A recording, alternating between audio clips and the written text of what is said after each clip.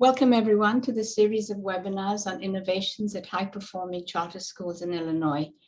The series was made possible through an ISB contract with Measurement Incorporated and the Senseo Group. I'm Sarah Silva from Measurement Incorporated, and my colleague Tanya Yarosevich is from Senseo. Tanya, please wave. Thank you. On our support team today is Abby Jacobs from Measurement Incorporated, who will be our technical troubleshooter. Abby, please wave. And you can chat to her if you're having technical issues. Now, today's presentation is about a different kind of high school advisor, someone who sticks with his or her assigned students through their entire high school experience.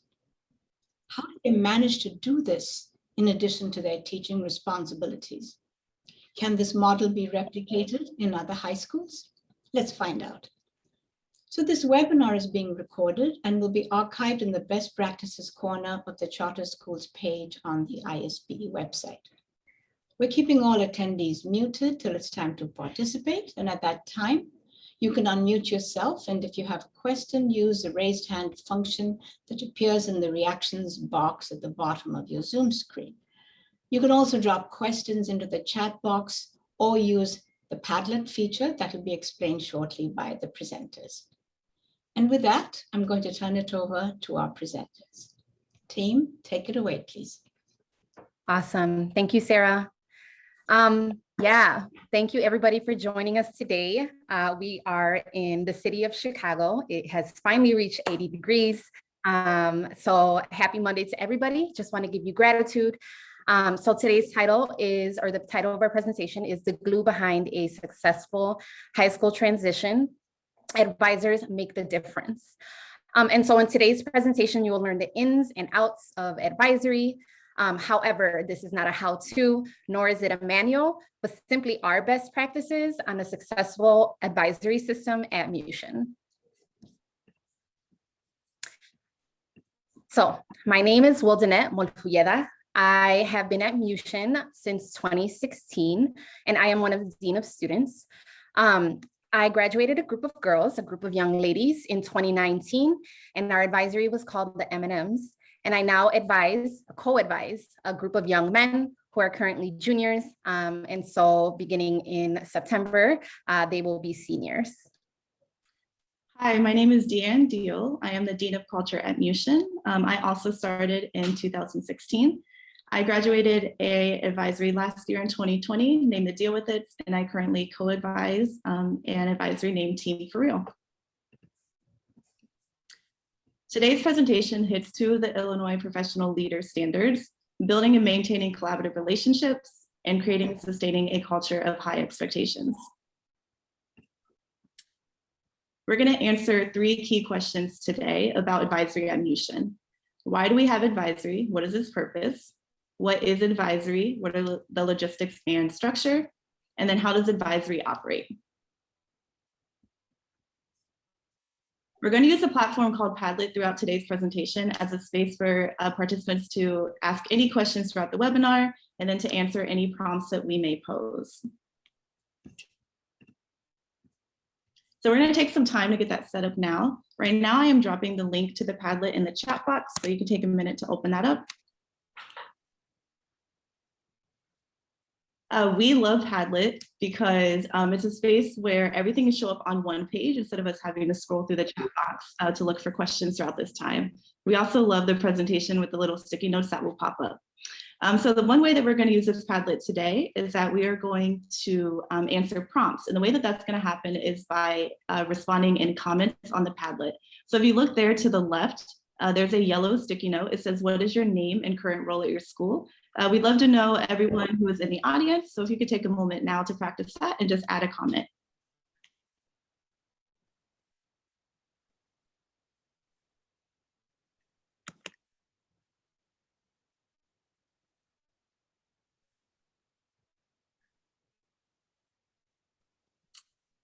Alrighty, we are also going to use Padlet to answer some questions throughout the time. So at any point in this presentation, if you have a question, you'll just go to this tab that you have open and you will click that pink plus sign in the bottom right-hand corner of the Padlet. That'll then pop up with a little box. You'll type your question in that box, and then you'll click outside of the box in order to post that sticky note. So we're gonna pull questions from this Padlet here throughout the presentation for our panel that we have later. And then there's also a like feature. So if there's a question that's already on the Padlet that you may have throughout this time, you can like that and we'll know that multiple people have that question.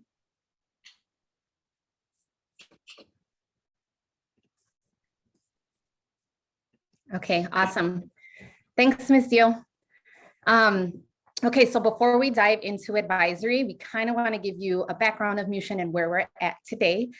So MUSE first opened its doors in 2009, which means we've been open a little bit over a decade now. And then we're also part of the Noble Charter Network. So the Noble Charter Network in total has 17 high schools and 1 middle school. What's really unique about MUSE is where our location is. And so we are in the heart of downtown Chicago on a 7th floor high-rise building. And so we have 968 current scholars and a little bit over 1,500 alum. MUSE's opening was made possible by our naming donor, Mr. Alan MUSE, and he is a founding partner at a law firm, and he's very invested in the Chicago community. So he knew that CPS was not producing outcomes that the youth of Chicago need in order to keep it vibrant. And so MUSE was immediately sold because Noble was the only charter at that time that had results to speak to. And so we're also open enrollment. So that means that this is not a neighborhood school. You do not have to live in the community in order to have access to our school. So we have scholars coming to our school from 50+ Chicago communities. And then we're also lottery selection. And so what that means is just that, right? So it's a selection through the CPS system in which it's lottery based, unless you are a sibling. And so with that, we only have, a few hundred seats to offer every single year, but we do have about 2,500 applications per year. So, but a little bit about MUSE demographics. Again, we have 968 scholars, 100 staff members in total, 52 advisories at every grade level, well, across 4 grade levels, and then 77 advisors. And so we break that down into who are advisors on campus. So 13%, which seems like a low number of advisors, are leadership team members. However, 100% of our leaders are advisors, and they are co-advisors. And then 62% are teachers, which includes our learning specialists. And then 25% are our support staff, which includes our social workers, includes our alumni counselors, our college counselors, and then our paraprofessionals as well.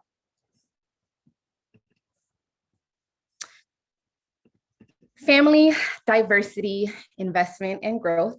These are our 4 core values, and that is the foundation of MCP. It is our belief that these 4 pillars keep us grounded in why we do what we do. Family. So we love hard at MUSE. We build relationships like crazy throughout advisory, and we're literally becoming the extensions of our advisees' families. And diversity. We believe that our success, and therefore our students' success, depends on creating a learning environment with a multitude of diverse perspectives. So this better prepares our students and our staff to understand themselves and the world around them. Investment. We recognize that our mission is not a simple one and therefore requires a sacrifice unseen in most occupations. So we're personally invested in not only in our relationships with our scholars, but also their results. And then lastly, but not least, growth. We value feedback and we seek it in order to better leverage our strengths and improve upon our areas of struggle. So we respect timely and honest conversations which contribute to our betterment as both academic leaders and human beings. Now that we've given a little background on the history of MUSE and MUSE's foundation, we want to operationalize definitions of 2 terms that we're going to use frequently throughout this presentation. When we use advisor, we're referring to the staff members who are assigned to a specific group of scholars for all 4 years of high school. When we use advisory, we're referring to a group of scholars and their advisor or a class period or time in our day.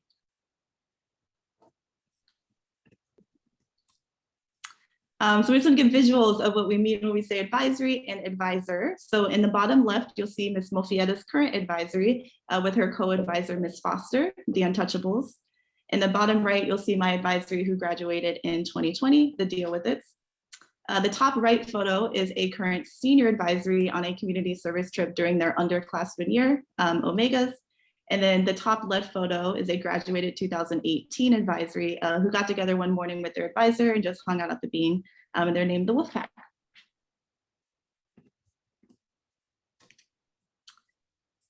So we're going to show a video in a little bit, and our advisors are super, super invested in our advisory structure and what it means to be an advisory. It's a huge, huge part of MUSE, and we want candidates to know that before they're even offered a position. So whether a staff member is a front desk busy bee, a social worker, a culture team member, or a part of campus leadership or a teacher, we're very clear in the hiring process that candidates are hired for their given role and the role of advisor. So although everyone may not be an advisor right away, they will be at some point, and the magnitude of advisory at MUSE is present literally 24/7. So people who accept offers at MUSE are also accepting the role of advisor.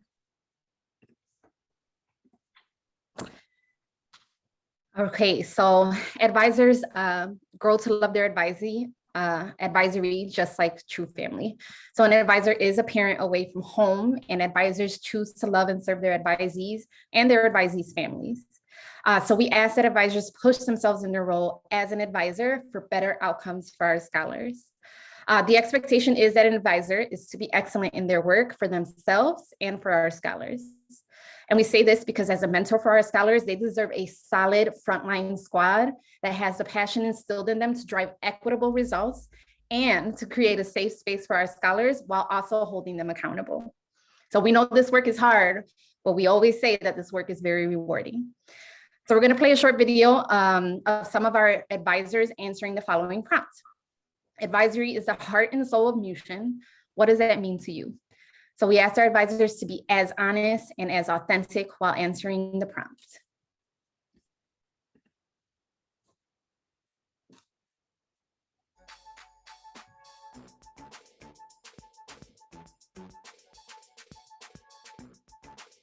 Hi, my name is Mr. Segovia. I'm the Dean of Engagement over at MUSE College Prep. And the reason why advisory is the heart and soul of MUSE is, I mean, simply put, I have spent so much time with this young group of boys. I would even say young men, now that they're juniors, getting ready for their senior year and getting to this point in their lives where they're getting ready to graduate, but then also now embark in the next chapter of their lives. And I say all of that just to kind of, give a little history to the time spent together in hearing their stories and learning about them and their lives and their passions, their dreams, and their ambitions. And I see this role as an advisor as a opportunity to be able to help them realize those aspirations that they have through guidance, through mentoring, through support, and just being,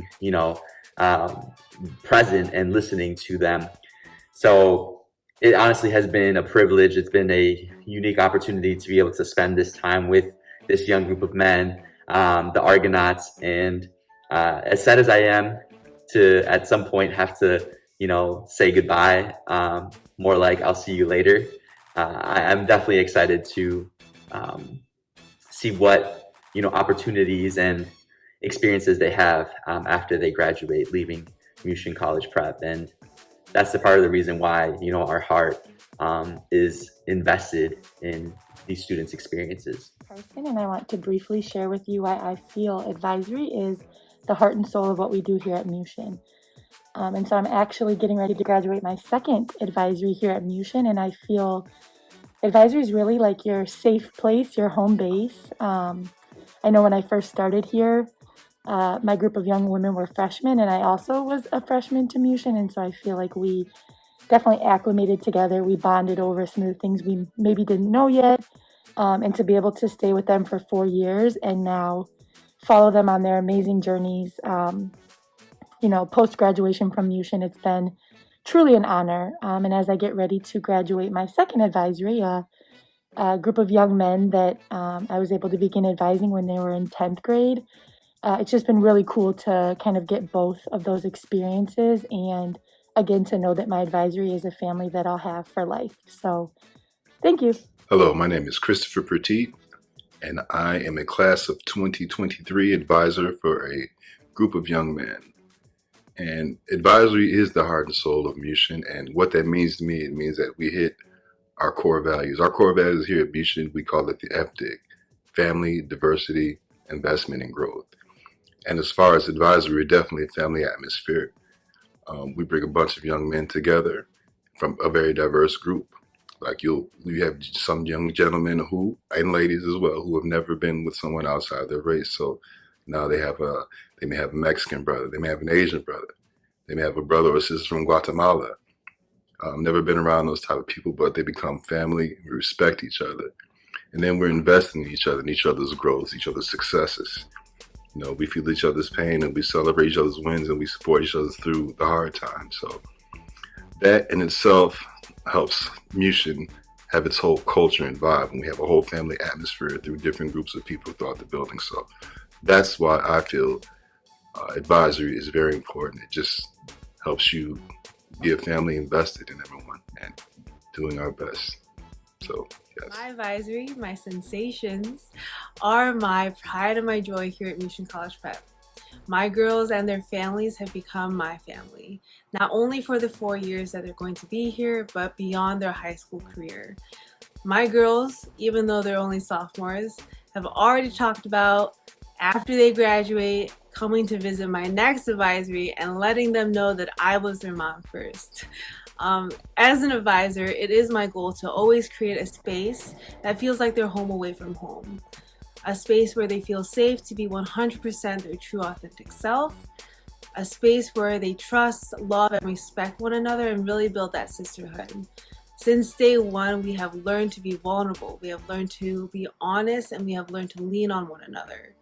I am so lucky and honored to grow and learn alongside my sensations. There is no greater privilege than to be an advisor here at Mushin College Prep.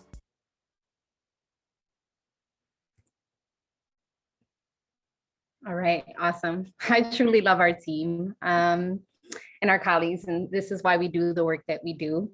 So as you watch the video, you may have heard advisors speak to our core values and the relationships they have built with their advisory. I can speak to, you know, my former advisees, right? It doesn't end at senior year. I graduated my girls in 2019, and Teresa, one of my former advisees, texted me last week how she ended the semester with a 4.0 and she's gonna be a junior starting in the fall. So, and they do come back. They do come back to visit. We also have alums who are teaching now at Mushin College Prep. So it's definitely the heart and soul. So next we will go into part 2 of this presentation, which is the what. So I'll pass it on to Ms. Deal as she will talk through logistics and structure of advisory. So we have a very intentional advisory structure at Mushin. So scholars and advisors are assigned to the same advisory for all 4 years of high school to build trusting and authentic relationships. So scholars and advisors literally start together and they graduate together. There's about 20 to 25 scholars per advisory, and scholars are placed in either a same gender advisory or a co-ed advisory, and that's based off of a survey that they take when they're coming in for their freshman year. Advisors are super intentional about building those relationships in a family-like atmosphere, so they do create their own unique names that they are called throughout their entire years, 4 years at Mushin. And you've heard some of those names in the video, and then we showed the pictures earlier. And then our advisory placements, they are randomized, but also like an intentional randomization. So this is not a mentorship where advisors and scholars are surveyed to know their interests, and then we pair that way. What we do is we look at 4 different metrics. So zip code, race, grammar school that scholars are coming from, and then diverse learner status. So for example, if we have 13 freshman advisories for next year, we'll take the freshmen and we'll place them in groups. So group 1 all the way through group 13 until there's about 20 to 25 scholars per group. And then we'll go back and we'll make sure that the groups are balanced by zip code, race, grammar school, and diverse learner status, because diversity is one of our core values.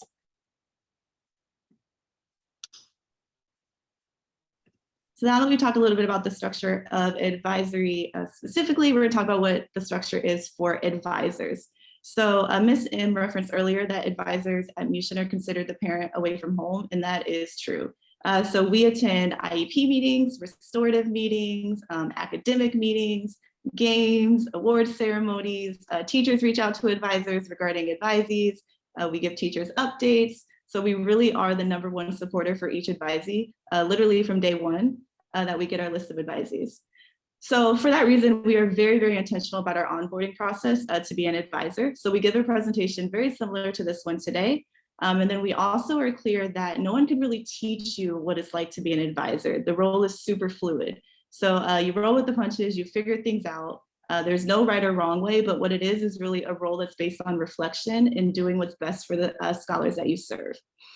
And then not everyone is an advisor or advises, is an advisor alone or advises right away.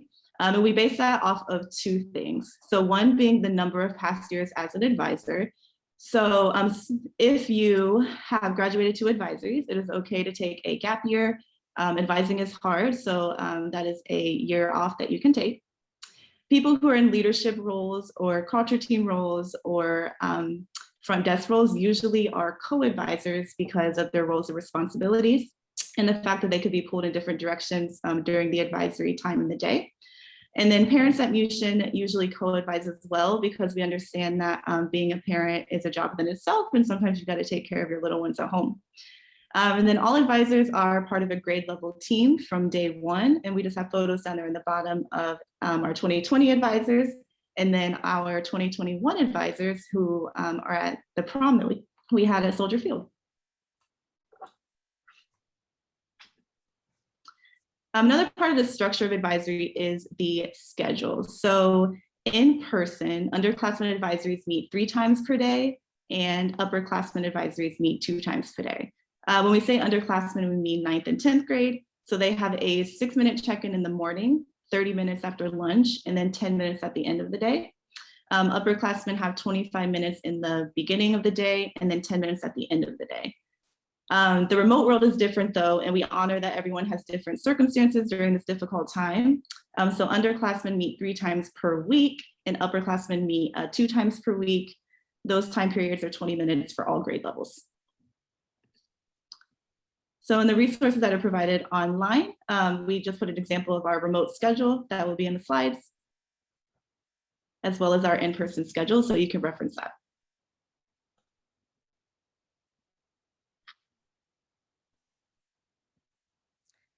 Thanks, Ms. Seal. So our advisory system was built with intent and purpose and has been bucketed into the following with no particular order. The first one being academic promotion.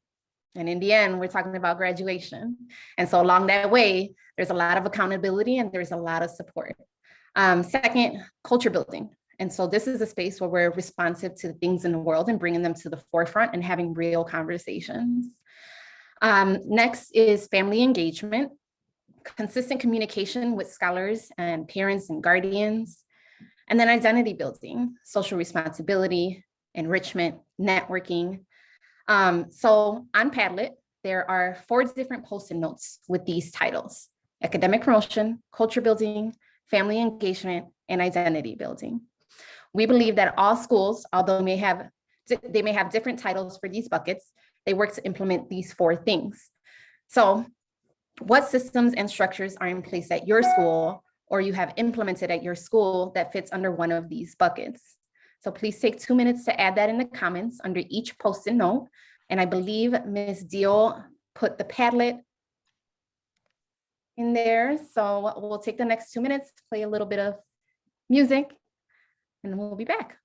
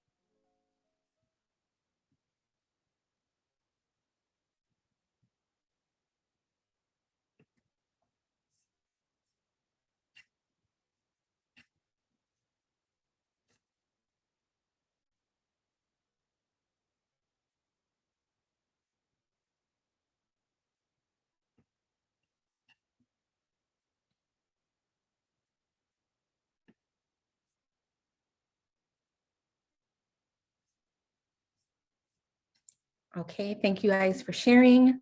We'll continue to use Padlet throughout this presentation. So keep those structures in mind as we go through our buckets a little bit more detailed and see how we implement these forward at MUSE College Prep. Okay, so first is academic promotion, metrics and promotion tracking. So we have what we call Tracking Thursday. So scholars will pull up their metrics and be asked to create goals for the week alongside their advisor. They can focus on missing assignments. They can focus on crafting an email to a teacher about assignments and something as simple as scheduling office hours throughout the week. And then we have grade level advisory meetings. And this is where advisors across the same grade level get into a meeting, analyze data, then they brainstorm and they problem solve. And we also have course selection conferences. So this happens once a year. Advisors will hold one-on-one conferences to speak to their advisees about their course selection for the following school year.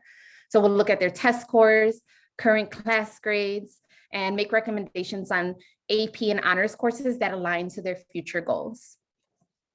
And next we have family engagement. So we have report card meetings, and these report card meetings are at every quarter. So that's 4 times a year. And yes, we have the saying, MUSE does the most, and we do. So 100% of completion is expected. We follow up with advisors should they need assistance with getting into contact with parents and guardians. It's super important to us that families are up to date with their scholars' academic progress, social emotional progress, and they are informed about upcoming events for their grade level. And then we have parent, guardian, and scholar input surveys. So this year, more than ever, due to the pandemic, we have increased scholar and parent voice to ensure that they are in the decision-making process and feel heard and feel valued. And then we have Parent Advisory Council, also known as PAC. This is a space where we collect data on specific topics or changes. We ask for feedback and recommendations, and each advisory has at least one advisory rep.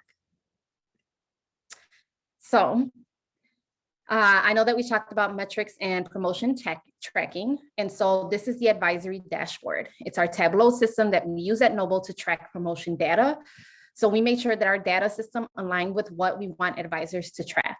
So here you can see we monitor the number of Fs, we monitor current GPA, enrichment credits, absences, and it even includes testing scores.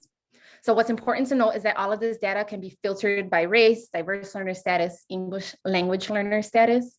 And the system is also color-coded for scholars who are on track, off track, and red flags. So red flags and off-track scholars should automatically trigger conversations with your advisees or with yourself, right? What is happening? Why is this happening? And how are we going to support? So culture building. All grade levels will have a big group once a month. This can be real talks, this can be current events, upcoming events. This builds camaraderie across the grade level. Advisors are asked to facilitate big groups throughout the school year, and they last about 30 minutes. We also have grade level class trips. So our open art class trips are so much fun. The freshman year trip to Camp Duncan is known as the bonding trip. There's campfires, there's boating, and plenty of team building activities. Our sophomore trip is the St. Louis trip, where we visit several college campuses and the St. Louis Museum as our what we call the joy factor. The junior trip is the Midwest trip, in which we visit more college campuses and take tours, and we visit Cedar Point. And then our senior year trip to celebrate all the accomplishments the past few years by skiing in Wisconsin. Then we have identity building. So we have community service trips. We know that scholars develop skills in leadership, communication, working well with the team, and finding solutions for problems through community service. We also have an advisory curriculum. So it's very fluid and can be catered to advisory needs, but we have sort of a skeleton curriculum. So Mondays can be meditation or motivation Mondays, Tuesday team builders, worldview Wednesdays, tracking Thursdays. And then we have advisory swag. This is to build community within your advisory and to rep your advisory. And so on days where we get to dress down, you'll see 20 to 25 kids in the same sweatshirt or the same t-shirt. They really grow to be proud of their name and become really invested. So here's some more visuals. Top left, this is the class of 2020, pre-pandemic. They got it right in February. We were able to go to the ski trip. And then you'll see on the right is how we rep advisory in spaces. So Diavola's Divas have a little home board room. And then on the bottom left, you'll see that this was a fun time in big groups. So we utilize this space again, like for fun things, right? And this was actually Pi Day. And then to the right is a huge bulletin board dedicated to our class of 2020, which for 4 years, they called themselves the Game Changers. And so they were able to write and sign off on this bulletin board. So now that we talked about the purpose of advisory and logistics of advisory, let's move on to how we measure success. So we measure success mid-year and end of year every single school year. We first measure success quantitatively through scholar retention. By retention, we mean our scholars staying at MUSE. Advisors track and they measure promotion status. So we believe that retention serves as a huge indicator of advisory success and scholar experience at MUSE. We also measure success through direct data collection from scholars in every advisory via a panorama survey. So scholars answer questions about pedagogical effectiveness and school experience, but we've also customized the questions to include questions about the advisory experience. So for the first 5 questions on the panorama survey, advisors receive data via a Lockhart scale and favorability percentage. The questions are, how much does your advisor understand your personal identity? How much effort does your advisor put into creating a positive or safe and supportive environment in advisory? How often does your advisor check in with you? How often does your advisor help you work towards your goals? And overall, how much do you feel like you belong in your advisory? Advisors also get qualitative data, which are open response questions. So scholars give their advisors feedback on affirming or positive things that they are seeing happen or things that they'd like to continue in advisory, and then some adjusting feedback that they have for their advisor. Advisors then analyze and reflect on this data, and they create action plans based on the results.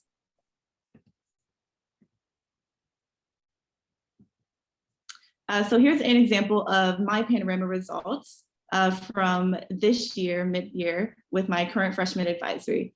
So a 1, 2, or 3 score is considered unfavorable, and a 4 or 5 is considered favorable. 3 is considered too neutral because it's close to the middle, which is why it's tagged as unfavorable.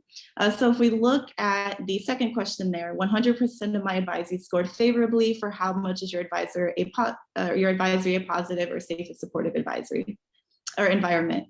And then 62% of my advisees, so that's that first question on top, scored favorably for how much does your advisor understand your personal identity.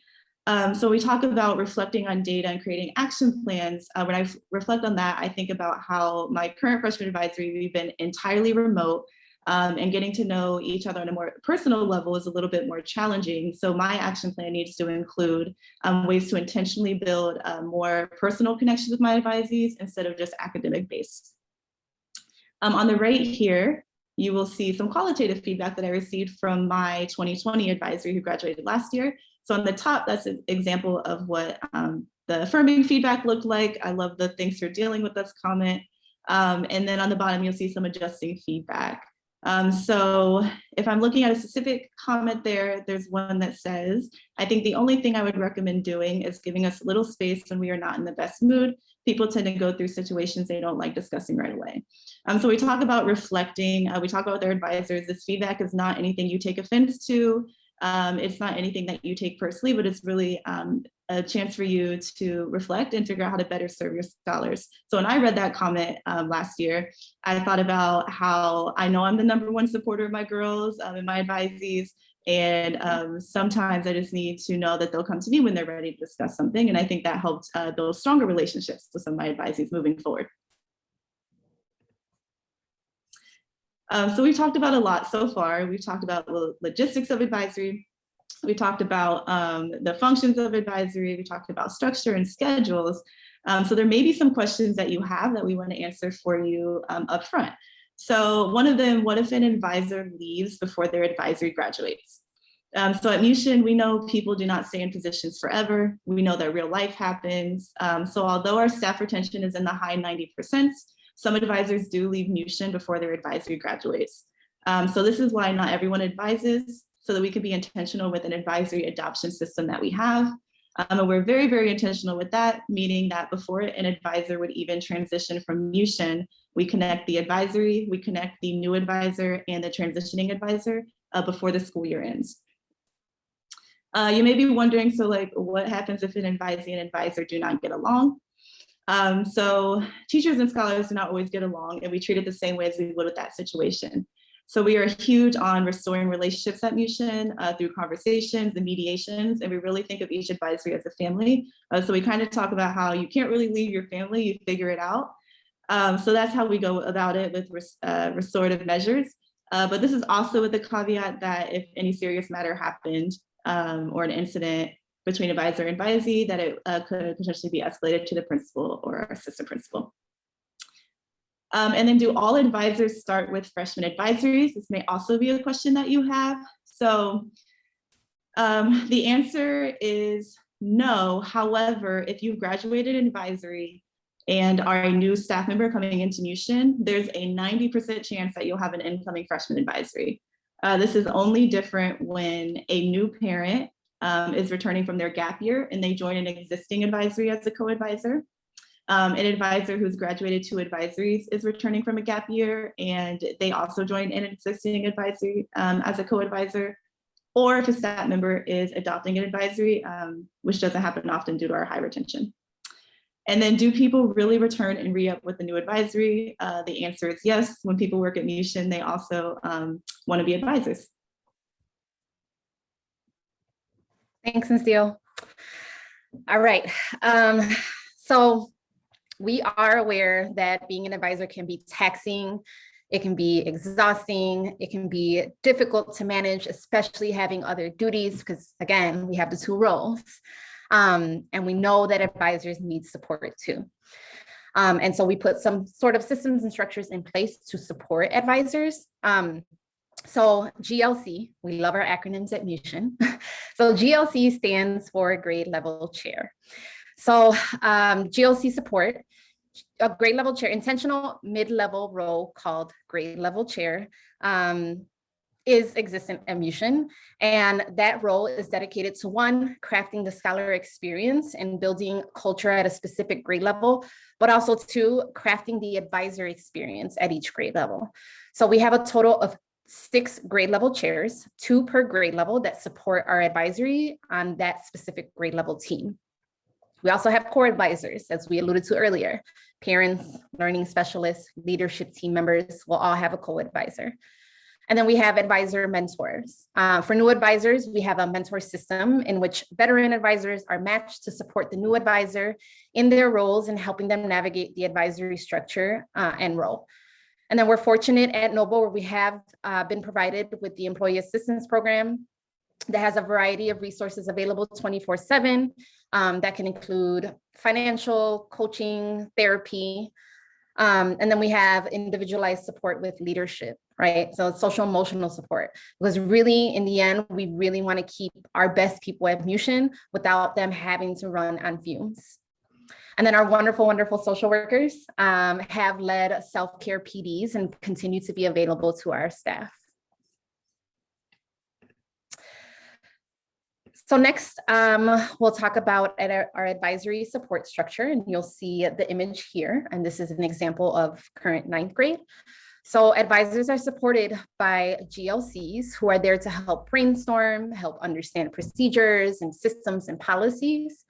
And then the GLCs are supported by a dean of students who ultimately own scholar promotion. And then the dean of students team is supported by our assistant principal of scholar experience.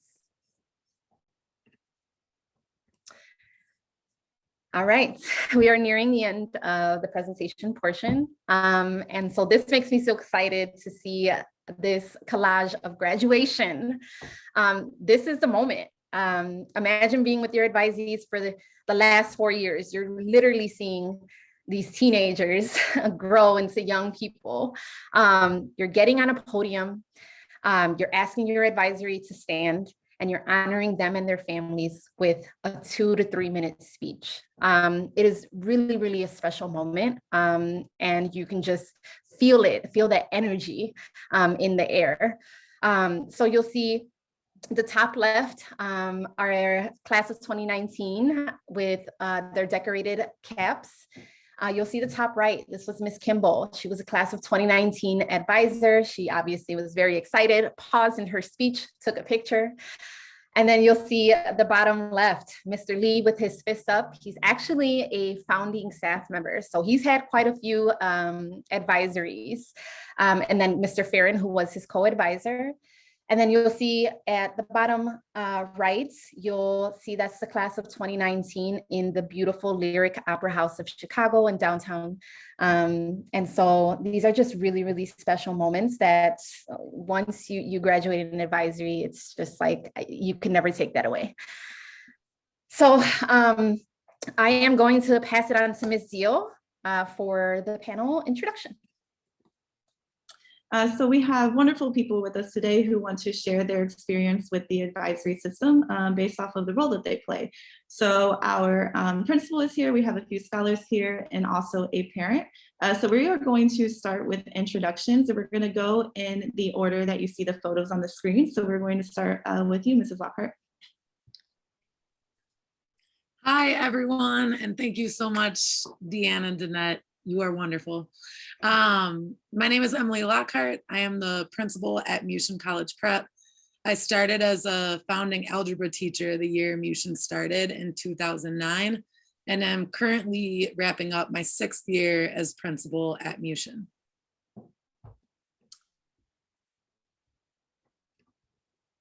Tony, go ahead. Hi, I'm a student at Mushin. I'm a junior. I'm with the Sansayo Family Advisory. I graduate in the year of 2022.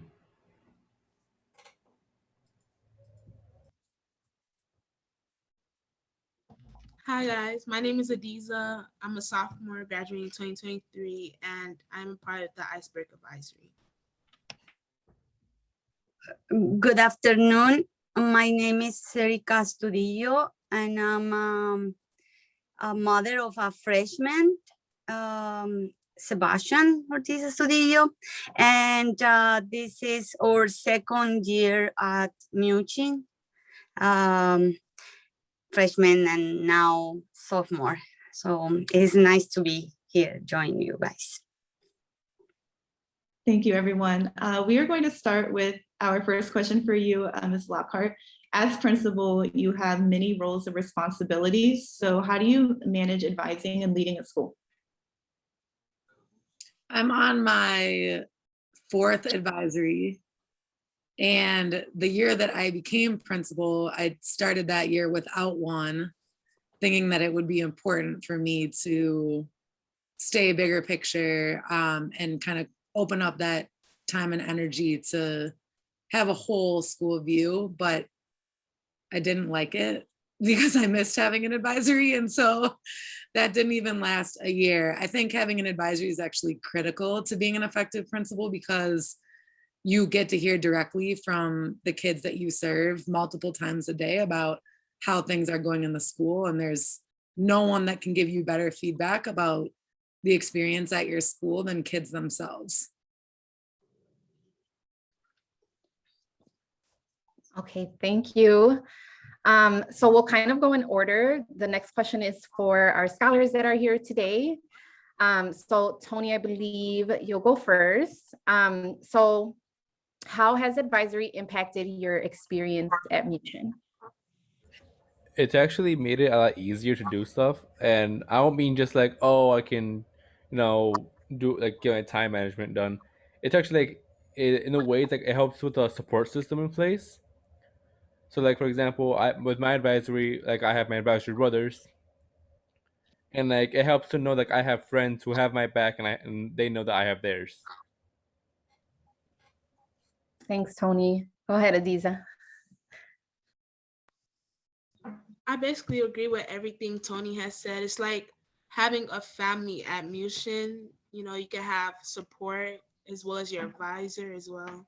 And it's it's nice to have, they are able to keep you like straight. You know what I mean? Like they're there to support you, and they're there for your rest of your experience at Mushin. So it's nice to have that little family at Mushin. Thanks, Adiza. Okay, awesome. So our next question is going to be for our parent on the panel, Ms. Asliyo. Can you describe your relationship with your scholars advisor? For sure. Let me first say that my heart is overwhelmed with the comments of the kids. I feel just like you guys. I feel just like you.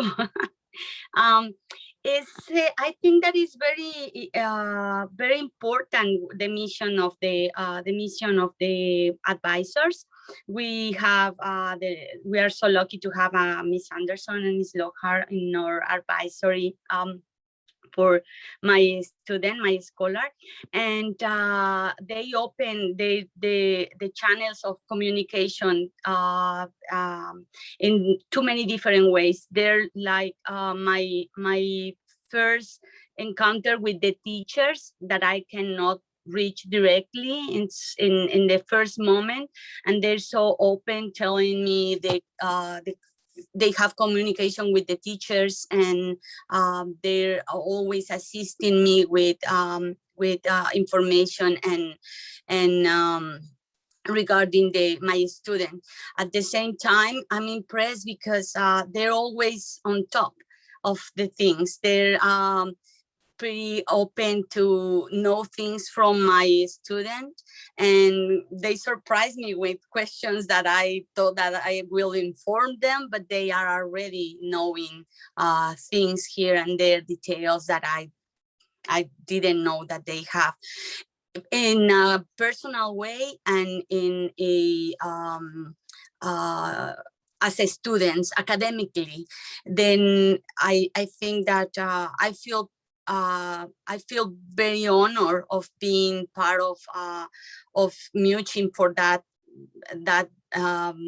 matter, because you guys take really good care of the kids and keep the parents engaged. In my experience, you guys keep me engaged, and it's not that I cannot be behind my student, because I know that you are. Well, my advisor is already in there, and I can allow myself to don't be meeting the expectations that I myself set for these teachers.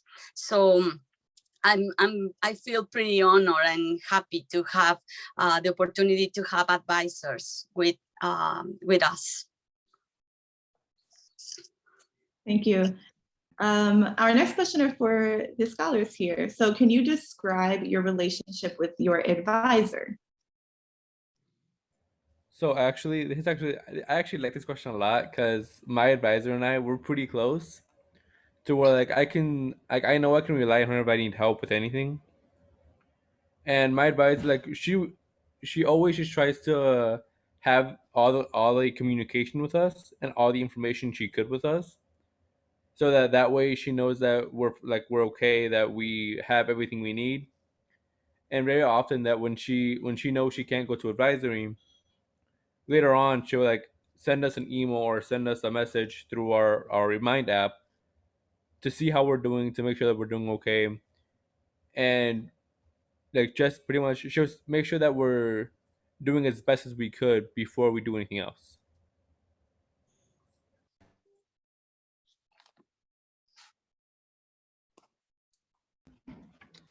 I would say, like, I love my advisor, to be honest. She really helps me a lot. Even my mom, she has a strong connection with my mom as well. And Miss Greenberg, she just helps with a lot of things. She helps with me like connecting to my teachers, like ways of emailing my teachers when I need help with something. And she's also a math teacher as well. So I also go to her a lot for help as well. So that's a plus as well, her being a math teacher. So I just love her. She's the best. Like,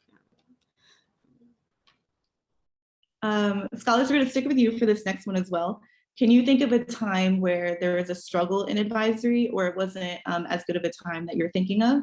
And then how did you overcome that? I can remember once where there was a fighting incident, but like not between my advisor with us, but somebody outside the advisory. In between that this was last year. So last year I had Miss Powers and my advisor Miss Antonio. We didn't have our other advisor Mr. Farron yet. But what they did is that instead of doing like the usual advisory checking in, we basically everybody had a talk on what like the ethics of it and like about like fighting and why we shouldn't do it, and basically trying to help convince us and help us so it doesn't happen again.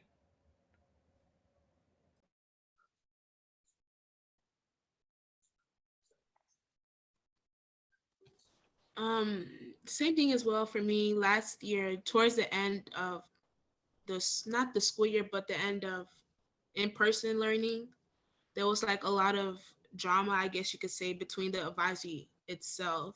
So Ms. Greenberg helped us out, especially, and then she would also ask the ones that weren't in the drama, like, what can we do to bring us all together? So we did activities of getting to know each other more as well, and like share what we all share with one another, and we played activities and stuff to help us, because it was a tough situation, but Miss Greenberg helped us, I guess. So it was all right. Awesome. Mrs. Lockhart, this is for you. You've been an advisor multiple times and for many years. So can you think of any changes that have been made at Mushin that have made it into the program today that you think other schools could take away?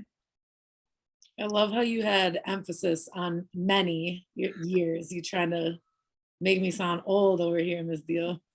I think one thing that we have done is find the right balance between, well, one, how often advisory should meet in order to really develop into a strong and unified family within a family. And then two, striking towards the right balance of scripted curriculum versus like giving advisors and advisees enough flex room to be able to be responsive to what's happening in the world or to what's happening in Tony or Adiza's lives. And I think that kind of right amount of flexibility and cadence for advisory has been really important. And then I also think we've expanded advisory options from single gendered to mixed gendered, which I think has also, along lines of diversity, is a great way to make sure we're including our gender nonconforming scholars, and just to make sure that everyone feels welcome and comfortable in their family within a family. And then I think I'd say lastly, I think we have the right cadence around our advisory team meetings where our advisors who are on the same grade level also have really great culture with one another. And so that becomes a really positive force, I would say, in terms of like really knowing that particular student grade level well and what they need, and then having the autonomy to lead in terms of plans or in terms of big groups with the whole grade level in a way that's most responsive to what that specific grade level needs at that time.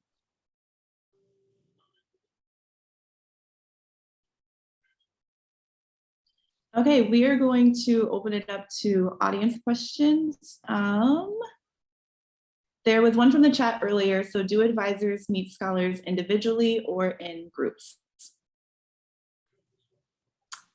So advisors meet with scholars in groups throughout the specific time periods in the day, but they will also meet with their scholars individually based off of like kind of their needs or to talk about academics, et cetera, kind of like Tony and Adiza were referring to earlier. So looking at the Padlet, you could post a question there, or you can also post a question in the chat. We're also cool with unmuting if you want to ask a question that way.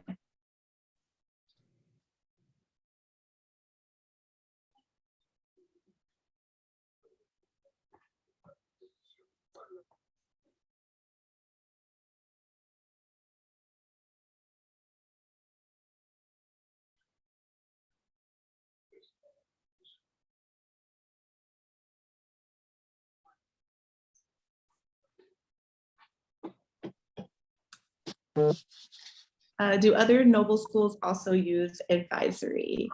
Yes, other Noble schools do have advisory. The system, it may be set up a little differently, and then Mrs. Lockhart can add to that if she feels like there's more of an elaborate answer. Yeah, so it's an expectation across all campuses that advisory programs exist, that they meet at least once per day, and that the advisor advises that same group of students all 4 years, with the idea being that that relationship and that consistent adult between school and home is super important for the family and for the student and for the advisor. That being said, how advisory is executed on is very different and aligned to the specific values of that particular school. For example, we have a campus in which advisory is very short, meets once a day, and is more so used for like administrative type tasks like announcements or making sure deadlines are met. Our approach has been much more around like social emotional health and character building, which requires more time together. And then I think the last thing I'd say is that we've recognized as an organization that advisory is a very is essential for social emotional health of our kids across the network. And so there is being work done by members of Noble leadership to make our advisory programming more robust so that we can make sure there is space and time saved in the day to attend to our kids and their social emotional well-being. Oh, there's also another question in the chat that just, I can't see it anymore. Hold on. Ms. Dio, I may need you to hop on. I don't know where it went. I can read it. Gotta love Zoom. How do advisors support students in tracking grades so they're on the path to graduate in 4 years? If you want to start that one, Ms. M, then you could pass it.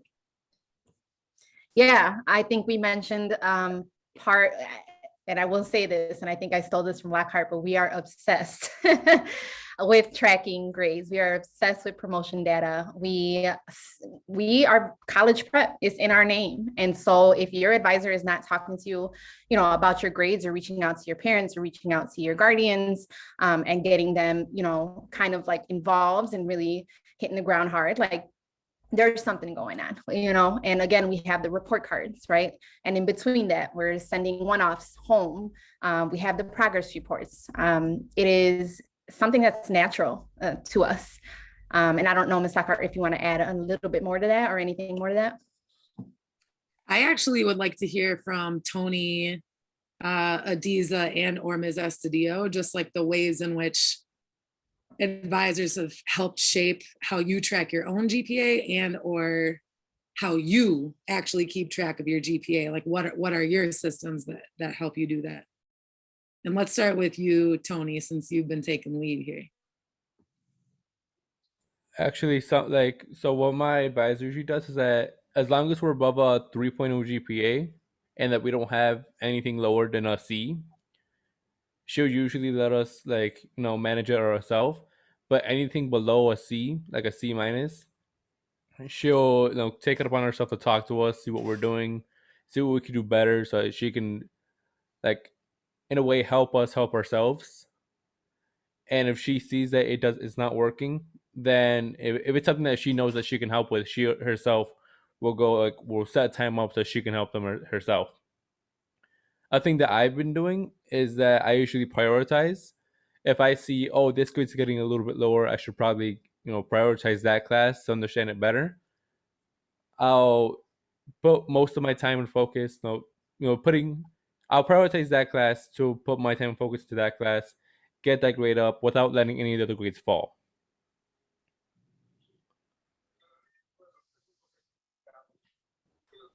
I know my advisor, each week we have a homework agenda that she sends to us where we could put our homework in it.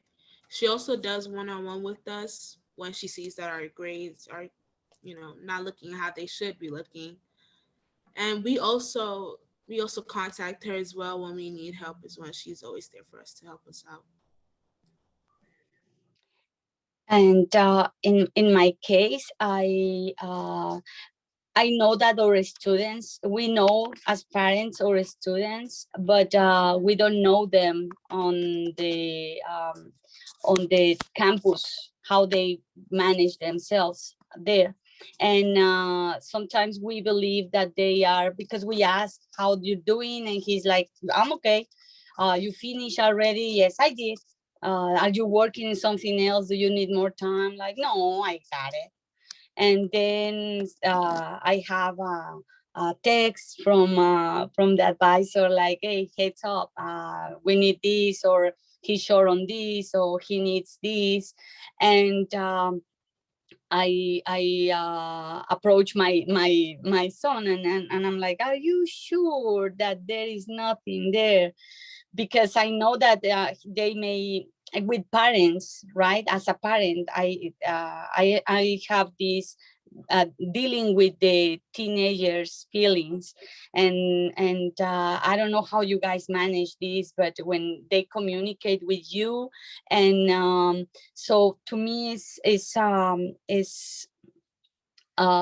so refreshing, the fact that I know that you guys, that I can trust that you guys are going to keep me updated and what they need to improve in or work in. But at the same time, the advisors are always like, I want to say that I'm the backup, like, because they handle they're monitoring them.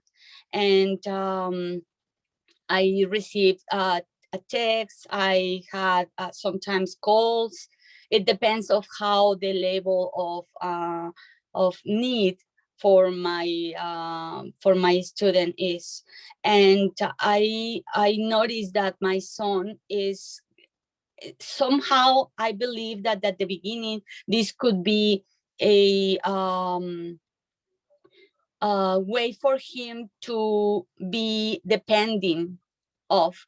But at the same time, I noticed that the advisors have somehow teaching him how to be responsible for himself and tracking on his own work. And I noticed that the relationship with them has improved a lot, the way that he managed his own GPA and the quality of his work, and how responsible he is with his own work, because of them being tracking them. And I don't know if this is in a personal way, but I noticed that sometimes when they had like at the beginning of the morning, every morning, at the beginning of the class, a normal class day, they have an advisor time. And sometimes I have been hearing that that they know, the kids know that the advisor is going to tell them, and they're preparing with the answers because they know already that the advisor is ahead, a step ahead of them, knowing that, okay, you didn't do this, and you say that you will do. And that is pretty, I feel very confident about him working properly and keeping himself engaged, because I know that somehow he has a great relationship. When these other two students were talking, I thought like, are they with my advisor? Because seems like everybody's so great over there. All the advisors are like with the eyes pretty open to them. And my son, it's like I'm hearing my son. He had a very good relationship with the advisor, and at the same time, he feels like he has to accomplish the goals as as the advisor is presenting the things to him, and that makes him feel pretty proud of himself.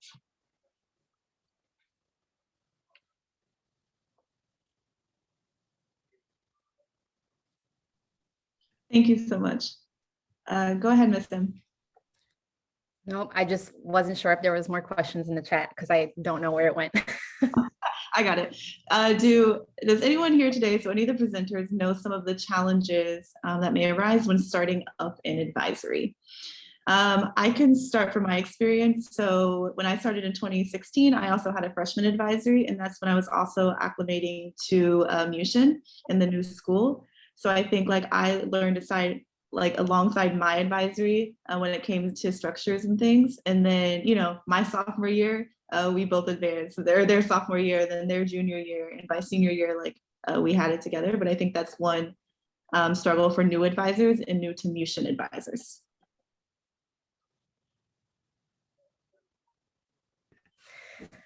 Yeah, I can share next.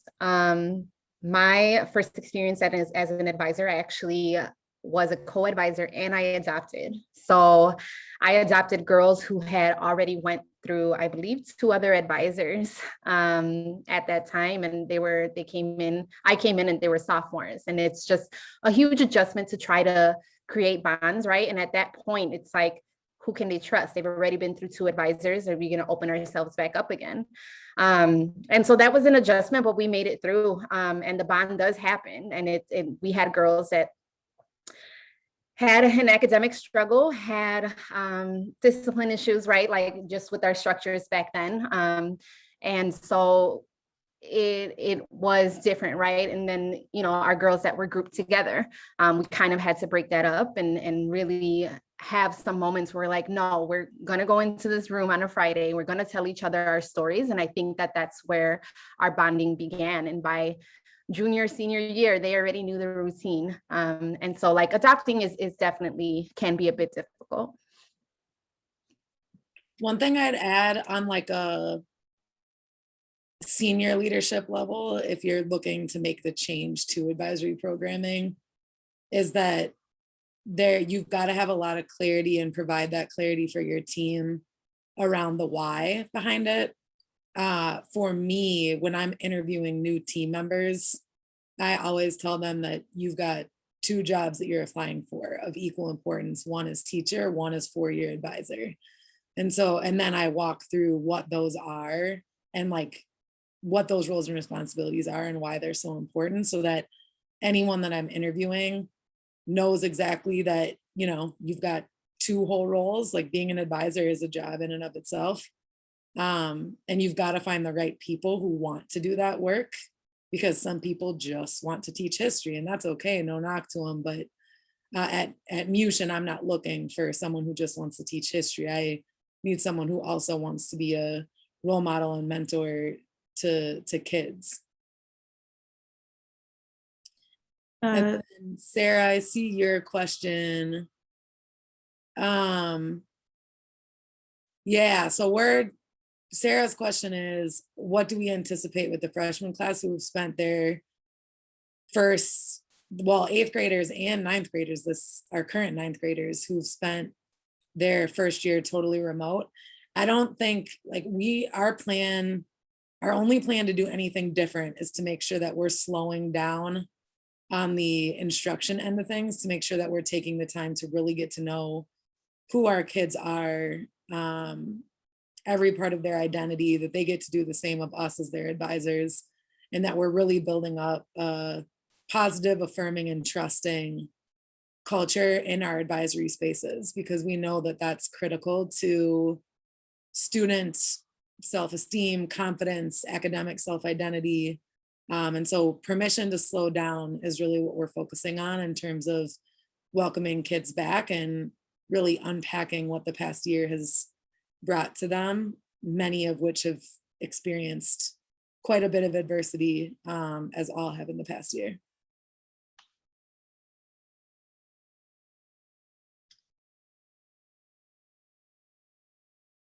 Any other questions from our participants?